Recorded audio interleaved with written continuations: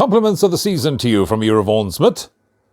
Good to have you along for a sure thing as we now look ahead to racing on the weekend at Turffontein, and I would suggest have a look at the card changes for this meeting on the day, because with all the festivities and the public holidays in between, we recorded the show ahead of schedule, Boxing Day to be exact, and at the time of recording there were no changes to report.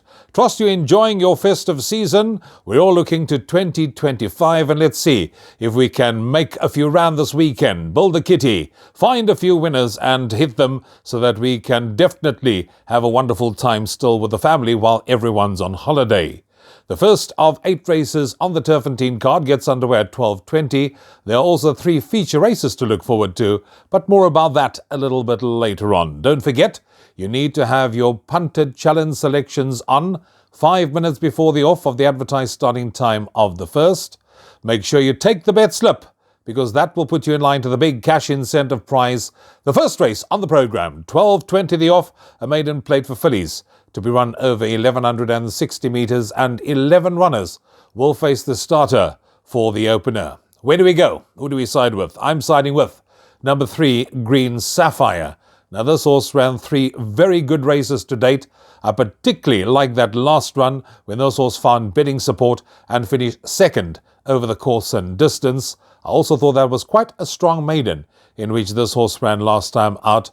I think this horse will strip much fitter, now gets the services of Pierce Stradum, and I do think will take a power of beating in the opener. Biggest danger, I think, is number 2, Sunfire.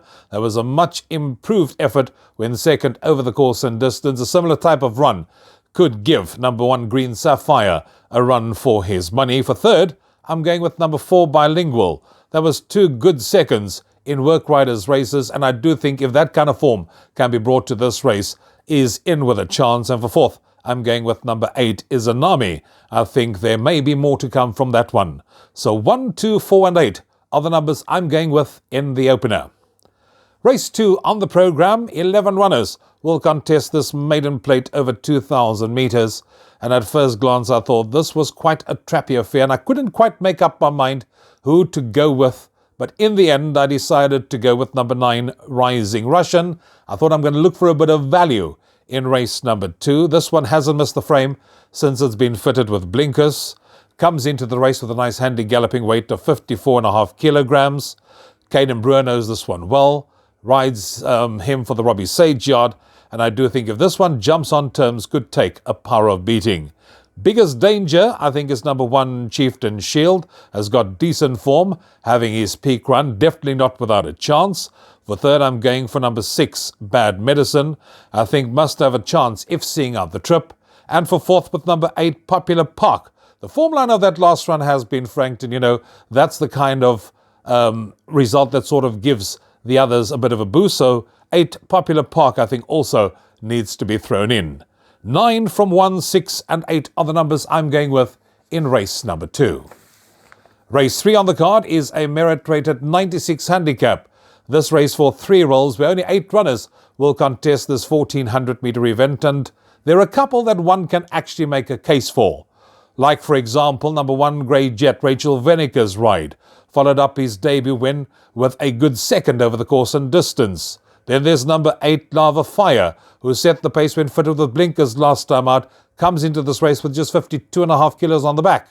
4, Potberry, won its only start over the course and distance. And then there's number 6, Guerrilla Warfare, who I think could get closer to the action, coming as a roughie in this race. So you can see a case can be made for more than one of them in this race, but in the end I'm siding with 1, Grey Jet, Rachel Veniker, taking the 1.5 kilos off the back. I think that one is definitely the one they're all going to have to beat. The horse that finished behind it in third has subsequently come out and won. This horse certainly looks like she's still on the up, and that's the one I think they all have to beat in race number 3. So I'm going with 1, Grey Jet, ahead of 8, Lava Fire, 4, Potberry and 6, Guerrilla Warfare. Race 4 on the card is a merit-rated 88 handicap. This one for the girls over 1,400 metres. Small fields, the order of the day, just 8 runners to contest race 4. And here I'm going with number 8, Destiny of Fire, who ran in the Grade 3 Fillies mile last time out. But the Stripes report did say return fatigue after its last run.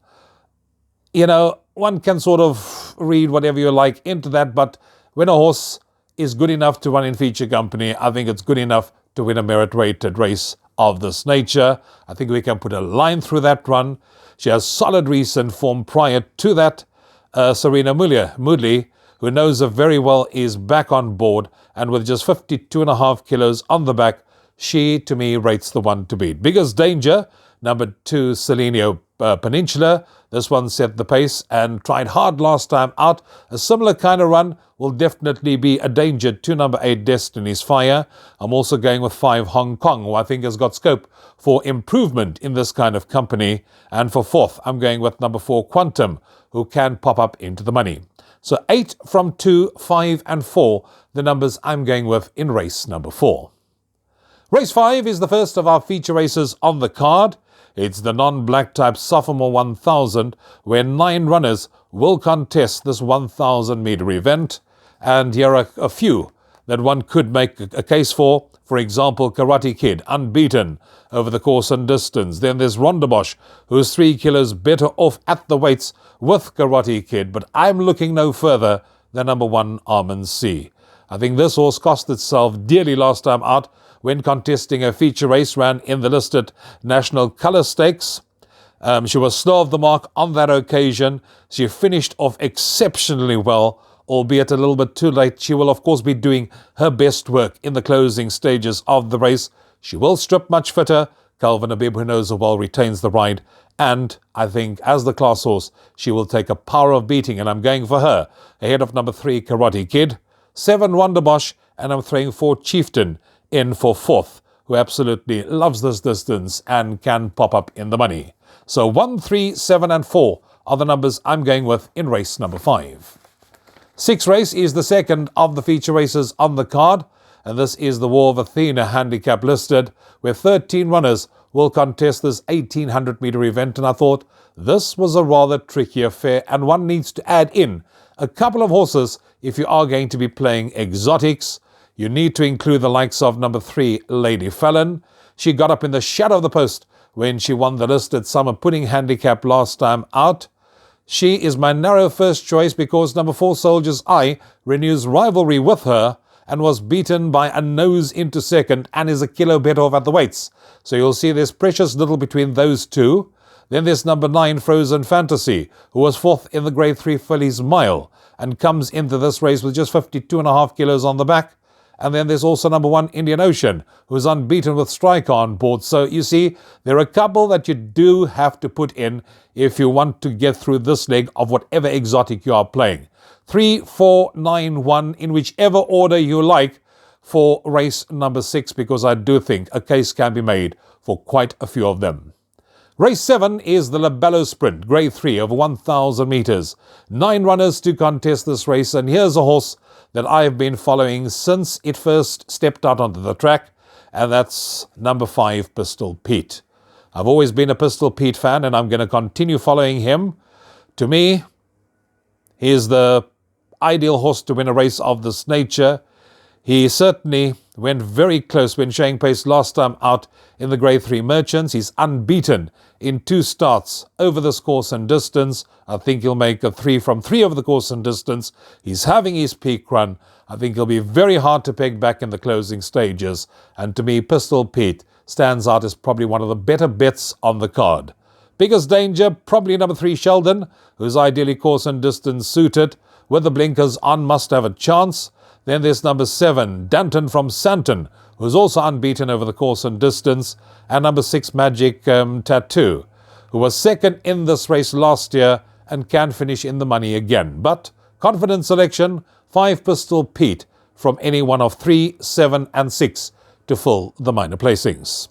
Which takes us on to the last of the afternoon, race 8, a merit-rated 72 handicap, where 11 runners will contest this 1,400 meter event. And I'm looking no further than Trent Mayhew's ride, number 3, Jasvar, as the one they have to beat.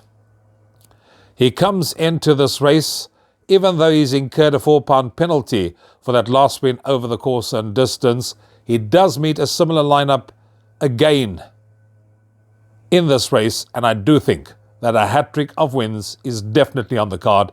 So for Jasvar, or rather number 3, Just Va, is the horse they have to beat. 2 Laughing William, probably the biggest danger, with Rachel Vinegar taking 1.5 kilos off the back, to me, is the one that could give Just Va the biggest run for his money. Cotinos, number 4, Trainer Ray Magnus, only runner. I'm giving that one a place chance in this race. And then for 4th, I'm going with 1 Kingdom of Gold, who drops in class and can improve. 3, 2, 4, and 1 are the numbers I'm going with in the last of the afternoon. Trust you'll enjoy this Turffontein race meeting. Some lovely horses will be stepping out onto the track. I'm sure you're going to be putting those perms and structuring them nicely to make sure you're in the winner's queue at the end of the day. Trust you'll find them. Have a good one. Till next time from me, Rouvaun. Cheers for now.